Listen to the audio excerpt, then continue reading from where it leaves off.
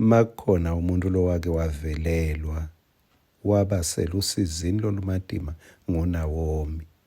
Uyehla kaMowabi uthi uzama kusinzisa umndeni wakhe endlaleni lekhona kaBhethlehem eJuda. Kanzi kaMowabi kutawufa indodza yakhe kufa amadodana akhe lamabili. Nango sekabuyela emuva empty handed, akasaphathanga lutho. Kumbe bekahamba khala yonke indlela.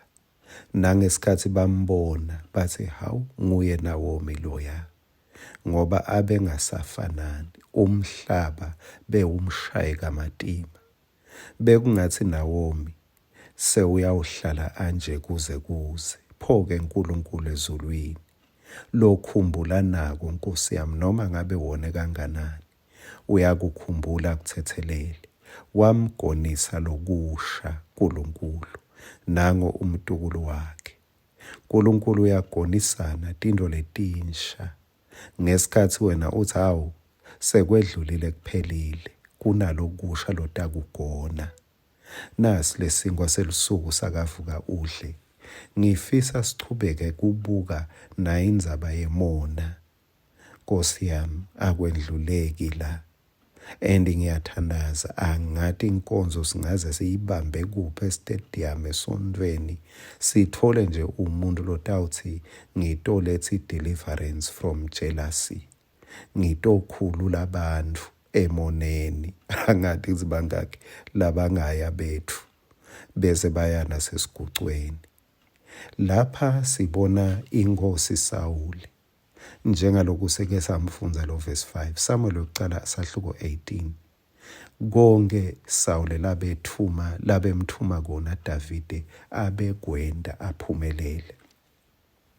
Mosi lapha Sawule ngabe uyajabula lo mntwana uyathumeka futhi tinto utenda uyaphumelela. Sesithola ke ukuthi ngalesikhathi sebabuye ekhaya lithi bahlabela naye Sawule bamfaka kule ngoma. Mawufunza lo verse 7 bathi Sawule naye ubulele tinkulungwane takhe, bese bathi David ubulele emashumi etinkulungwane. Uyathi ngesikhathi ubanjwe ngimona noma makunemuntu lobanjwe ngimona ubona ngani? Kunanatinto nathi. Kwekucala ubona ngekuthi uva ngathi ukuhlatshelwa ngalo lomunye akuhlatshelwa lutho ngawe. La bebahlabela ngaye Sawule. Bathi lo verse 8 uthi Sawule wathukuthela wabila. Uthukutheliswa yini?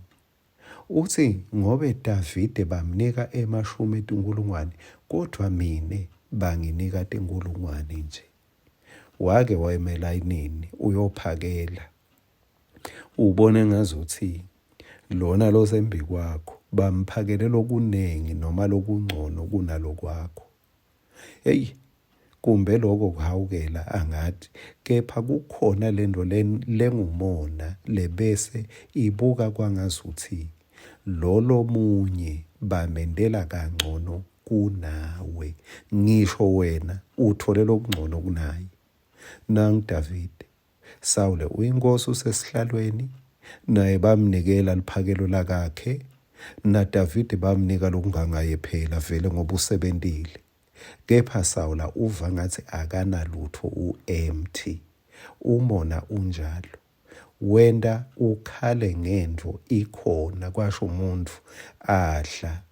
Sathi siyangena siyamkhulumisa wathi awafaka kudla emlonyeni wathi ufana sidle lutho. Umona unjalo. Uthi unalo liplede lakho ligcwele kepha ubone ngathi ngilabanye labana lokungcono.